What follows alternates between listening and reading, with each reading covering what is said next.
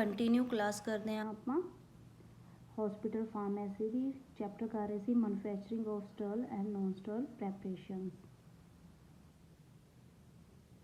Facility and requirement facility sterilize product की केड़ी आ for the sterilize manufacturing following equipment are necessary to meet the requirement of drug and cosmetic act under a drug and cosmetic act दे ਕਿਹੜੀ requirements ਨੇ ਸਾਨੂੰ ਸਟਰਲ manufacturing ਕਰਨ ਵਾਸਤੇ parts ਦੇ ਵਿੱਚ ਦੱਸੀਆਂ ਹੋਈਆਂ। ਇਹ part storage equipment for ampoules and vials, ਸਾਨੂੰ ਪ੍ਰੋਪਰ ਇਕਵਿਪਮੈਂਟ ਚਾਹੀਦੇ ਨੇ ਐਂਪਿਊਲ ਦੀ ਸਟੋਰ ਕਰਨ ਵਾਸਤੇ।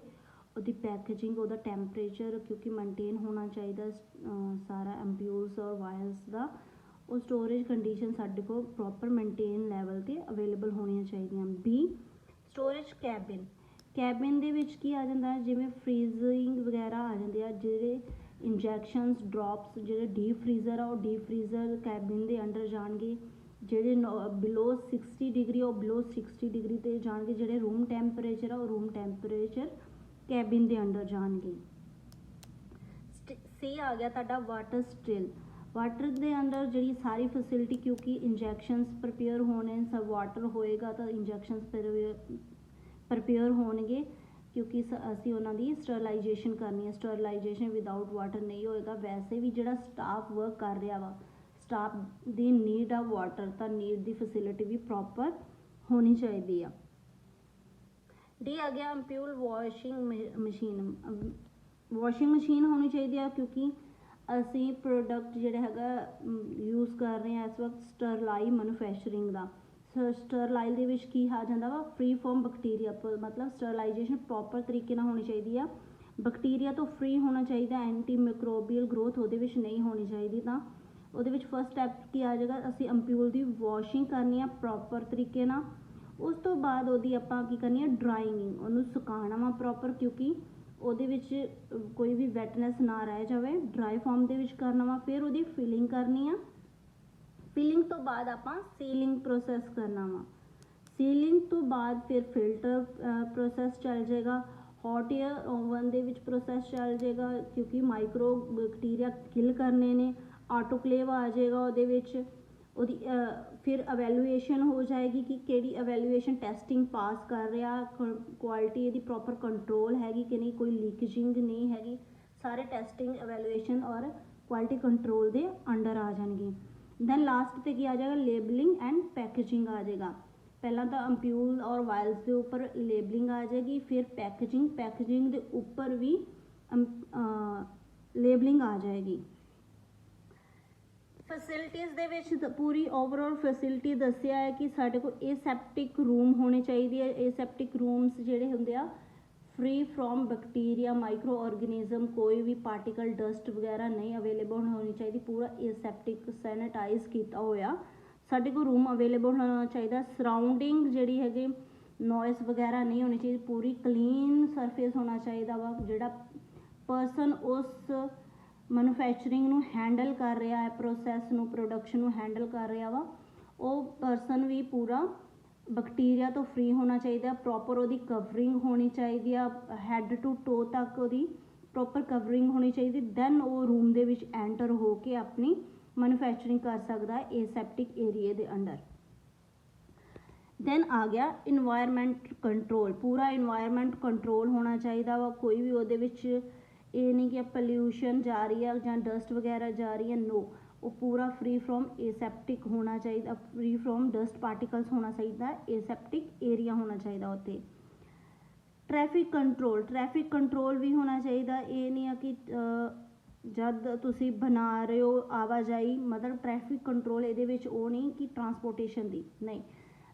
ਜਿਵੇਂ ਅਸੀਂ ਏਰੀਆ ਲੈ ਰਹੇ ਹਾਂ ਪ੍ਰੋਡਕਸ਼ਨ ਦਾ, ਉਸ ਏਰੀਏ ਦੇ ਵਿੱਚ 1 ਜਾਂ 2 ਪਰਸਨ ਹੀ ਵਰਕ ਕਰਨਗੇ। ਇਹ ਨਹੀਂ ਕਿ 4-5 ਬੰਦੇ ਆ ਰਹੇ ਜਾ ਰਹੇ ਨੇ ਔਰ ਜਦੋਂ ਬੰਦੇ ਵਰਕ ਕਰ ਰਹੇ ਉਹਨਾਂ ਨੂੰ ਡਿਸਟਰਬੈਂਸ ਕ੍ਰੀਏਟ ਹੋ ਰਹੀ ਆ ਕਿਉਂਕਿ ਗਲਾਸਵੇਅਰ ਦਾ ਜ਼ਿਆਦਾ ਵਰਕ ਆ ਇਹਦੇ ਅੰਦਰ। ਤਾਂ ਗਲਾਸਵੇਅਰ ਬ੍ਰੇਕ ਹੋ ਸਕਦੇ ਨੇ, ਕੋਈ ਕੰਟਾਮੀਨੇਸ਼ਨ ਆ ਸਕਦੀ ਆ ਪ੍ਰੋਡਕਟਸ ਦੇ ਵਿੱਚ ਜਿਹਦੇ ਨਾਲ ਬੈਕਟੀਰੀਆ ਗਰੋਥ ਹੋ ਜਾ ਸਕਦਾ ਵਾ। ਦੈਨ ਮੇਨਟੇਨੈਂਸ ਪੂਰੀ ਓਵਰਆਲ ਤੁਹਾਡੀ ਸਟਾਰਟਿੰਗ ਤੋਂ ਲੈ ਕੇ A to Z ਹੋਣੀ ਚਾਹੀਦੀ ਆ। ਉਹਦੇ ਰਿਕੁਆਇਰਮੈਂਟ ਕੀ ਆ, ਉਹ ਕੰਟਰੋਲ ਆ, ਮੇਨਟੇਨ ਆ ਕਿ ਨਹੀਂ ਆ, ਸਟਾਫ ਜਿਹੜਾ ਉਹ ਤੁਹਾਡਾ ਪ੍ਰੋਪਰ ਹੈਲਥੀ ਸਟਾਫ ਆ ਜਾਂ ਨਹੀਂ ਆ, ਉਹਦੀ ਫੈਸਿਲਿਟੀਜ਼ ਕੀ ਨੇ, ਪੂਰਾ ਮੇਨਟੇਨੈਂਸ ਟਿਲ ਦੀ ਪ੍ਰੋਡਕਟ ਨੂੰ ਰॉ ਮਟੀਰੀਅਲ ਤੋਂ ਲੈ ਕੇ ਫਿਨਿਸ਼ਿੰਗ ਪ੍ਰੋਡਕਟ ਤੱਕ ਸਟਾਫ ਦੇ ਅੰਡਰ ਲੇਬਰ ਜਿਹੜੇ ਲੇਬਰ ਕੰਮ ਕਰ ਰਹੇ ਨੇ ਉਹ ਸਟਾਫ ਜਿਹੜਾ ਪ੍ਰੋਪਰ ਹੈਲਥੀ ਆ ਨਹੀਂ ਹੈਲਥੀ, ਉਹਨਾਂ ਨੂੰ ਫੈਸਿਲਿਟੀ ਮਿਲ ਰਹੀ ਆ, ਉਹ proper time to time work ਕਰ ਰਹੇ ਆ, ਪੂਰੀ ਮੇਨਟੇਨੈਂਸ ਰਿਕਾਰਡ ਹੋਣੀ ਚਾਹੀਦੀ ਆ। ਦੈਨ ਆ ਗਿਆ ਤੁਹਾਡਾ ਡਿਸਇਨਫੈਕਸ਼ਨ ਦੇ ਵਿੱਚ ਕੀ ਮਤਲਬ ਇਨਫੈਕਟਿਡ ਏਰੀਆ ਨਹੀਂ ਹੋਣਾ ਚਾਹੀਦਾ, ਏਸੈਪਟਿਕ ਏਰੀਆ ਪ੍ਰੋਵਾਈਡ ਹੋਣਾ ਚਾਹੀਦਾ ਵਾ, ਸਪਰੇ ਹੋਣੀ ਚਾਹੀਦੀ ਆ ਪ੍ਰੋਪਰ, ਬੈਕਟੀਰੀਆ ਵਗੈਰਾ ਸੈਨੀਟਾਈਜ਼ ਕਰਨਾ ਚਾਹੀਦਾ ਸਾਨੂੰ ਰੂਮ ਨੂੰ ਪੂਰੇ ਨੂੰ ਜਿੱਥੇ ਆਪਾਂ ਸਟਰਾਈਲ ਪ੍ਰੋਡਕਟ ਪ੍ਰਪੇਅਰ ਕਰਨ ਲੱਗੇ ਹਾਂ। ਦੈਨ ਇਰੀਡੀਏਸ਼ਨਸ ਦੇ ਵਿੱਚ ਕੀ ਆ ਜਾਂਦਾ, ਇਰੀਡੀਏਸ਼ਨ ਦੇ ਵਿੱਚ UV ਰੇ ਮੇਨ ਆ ਜਿਹੜੀ ਹੈਗੀ ਬੈਕਟੀਰੀਆ ਨੂੰ ਕਿਲ ਕਰਦੀ ਆ, ਉਹ UV ਰੇ as a anti bacterial work ਕਰ ਰਹੀ ਆ ਸਟਰਲਾਈਜ਼ ਪ੍ਰੋਡਕਟ ਦੇ ਉੱਪਰ। ਇਹਦੇ ਵਿੱਚ ਕੀ ਆ ਜਾਏਗਾ, ਲੈਮਿਨਾ 에ਅਰ ਫਲੋ ਹੋਏਗਾ ਜਿਹਦੇ ਵਿੱਚ ਕੀ 에ਅਰ ਕੰਟਰੋਲ ਹੋ ਕੇ ਪਾਸ ਹੋਏਗੀ ਔਰ ਸਾਡੇ ਪੂਰੇ ਰੂਮ ਨੂੰ ਔਰ ਪੂਰੇ ਸਰਫੇਸ ਨੂੰ ਏਸੈਪਟਿਕ ਬਣਾ ਦੇਗਾ, ਬੈਕਟੀਰੀਆ ਜਿਹੜਾ ਵਗੈਰਾ ਕਿਲ ਕਰ ਦੇਗਾ। डायग्राम शो हो रही है दोनों, horizontal laminar air flow work bench दसिया होया जिहदे उपर आपां वर्क करते हैं कोई भी स्टराइल प्रैपरेशन वास्ते। इत्थे प्रपेयर कर रहे आपां प्रोडक्ट नूं एंड प्रोडक्ट इत्थे नहीं आएगा, इत्थे जस्ट उहदी प्रैपरेशन आएगी, फिर अंप्यूल दी वॉशिंग होएगी, फिर ड्राइंगिंग, फिर अंप्यूल वो मशीन के थ्रू फिल किया जाएगा। ये मैनुअली आप वर्क करांगे, ये जिहड़ा सरफेस आ ये उत्ते एयर आ रही आ और इस बेंच के उपर आप वर्क करते हैं, हैंडलिंग करते हैं जो भी प्रैपरेशन करनी आप स्टरल प्रोडक्ट की। डायग्राम नूं आप देख लेने हैं। प्री फिल्टर एयर जिहड़ी हैगी इत्थों फिल्टर होके जा रही है। पहला तो हम मशीन ओपन ऑन करांगे, ऑन करन तो बाद साडी इत्थों एयर एंटर होएगी, प्रैशर एक रिलीज़ होएगा, प्रैशर दे नाल एयर फॉर्म होएगी। जिहदे इत्थे फिल्टर लगा होया, फिल्टर राही साडी एयर जिहड़ी है फिल्टर होके ब्लोअर दे राही अपवर्ड जाएगी, डाउन टू अपवर्ड जाएगी और अपवर्ड तो बाद हैपा फिल्टर लगा होया, हैपा फिल्टर तो पास होके जाएगी और हैपा फिल्टर जिहड़ा हैगा वा वो सारे जो एयर दे विच भी इंप्योरिटीज़ होंदी है वो इंप्योरिटीज़ नूं पहलां दा इस फिल्टर तो फिल्टर कर दिया, कुछ फिर जिहड़े माइक्रोमीटर दे अंडर आ जांदे पार्टिकल्स वो प्रेजेंट होंदे ने, वो हैपा फिल्टर पूरे उन्हां नूं खत्म कर दिंदा है।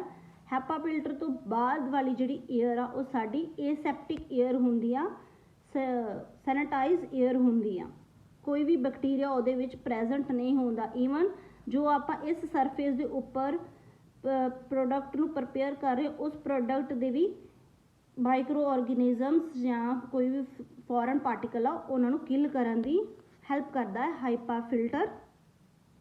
तो एयर पास हुई वो एयर उन्होंने फिल्टर कर दिया। दैन इत्थे जिहड़ी हैगी इत्थे लाइट लगी हुंदी है, UV लाइट ट्यूब लगी हुंदी है, UV ट्यूब हुंदी आ, ਉਹਦਾ ਮੇਨ काम ਹੁੰਦਾ कि एक तो सानू लाइट प्रोड्यूस करती है, एक जी UV रेज जी एंटी बैक्टीरियल एक्ट करती है, तो कोई भी बैक्टीरिया उत्ते ग्रो नहीं करता। असी ईजिली एसेप्टिक एरिया के अंडर अपना स्टरलाइज प्रोडक्ट जिहड़ा प्रपेयर कर लेने।